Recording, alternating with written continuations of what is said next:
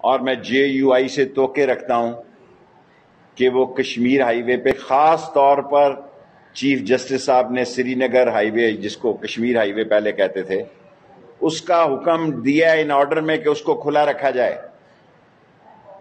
اور اگر اس پر آپ آتے ہیں اور کوئی تصادم کرتے ہیں تو پھر قانون جس طرح چیف جسٹس صاحب نے ہدایت کی ہے اس پر عمل کرے گا، چاہے اس کا نتیجہ کچھ بھی کیوں نہ نکلے.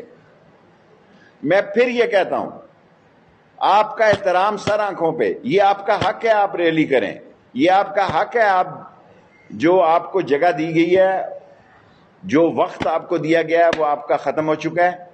لیکن اگر آپ نے کو پھڈا ڈالنے کی کوشش کی تو چیف جسٹس کی ہدایت کے مطابق اسلام آباد کی انتظامیہ ایکشن لے گی اور ان کو فری ہینڈ ہے کہ سپریم کورٹ کے فیصلے پر کلی عمل کرایا جائے.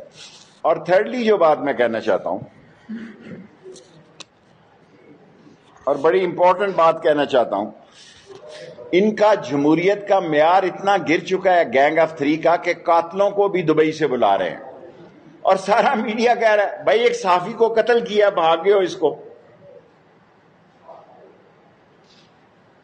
میں نے DGFIA کو کہا کہ صبح کی فلائٹ پر وہ آ رہا ہے 29 کی صبح، شاید وہ ڈرامہ کر رہا ہو، اترے کراچی اور کہہ رہے ہیں پروٹیکشن بیل ہوئی ہے. میں تمام دنیا سے پوچھنا چاہتا ہوں، میرے پاس علم نہیں ہے، کیا کوئی ایسا قانون ہے کہ غیر ملک میں بیٹھ کے آدمی بیل لے؟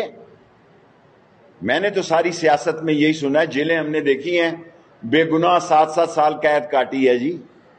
کورٹ مارشل ہوئے ہیں یا خان کے، کوڑوں سے بچے اللہ نہیں بچایا آخری رات کو. میں نے تو نہیں سنا کہ بندہ دبئی میں بیٹھا ہو اور اس کی 10 دن کی پروٹیکشن کی بیل ہو.